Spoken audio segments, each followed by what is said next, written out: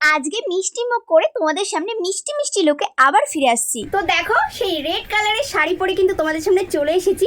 আঁচলের দিকটা ঠিক এরকম রয়েছে ডিজাইনটা, আর ব্লাউজের পিস রয়েছে আমি রেখে দিয়েছি। তো তোমাদের সামনে লাল পরি হয়ে চলে এসেছি। কেমন লাগছে শাড়িটাই আমার দেখো। এর সঙ্গে ম্যাচ করে মেবলিনের একটা লিপস্টিক নিয়েছি, একদম যেটা পুরো কটকটির মতো লাগছে অ্যাকচুয়ালি।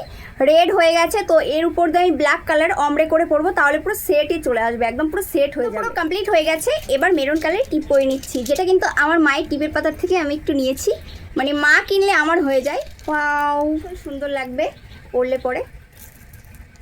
ওয়াও কতটা কিউট লাগছে এই শাড়ির সঙ্গে ইয়াররিংসটা, তার সঙ্গে একটা টিপ পরেছি, দারুণ লাগছে। কিন্তু আমি তো নিজেকে দেখে নিজেই পুরো ক্রাশ খেয়ে যাচ্ছি বন্ধুরা।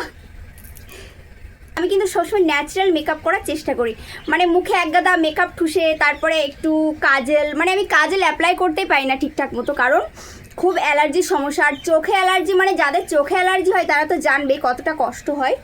তো সেগুলো আমি পুরো অ্যাভয়েড করে চলেছি।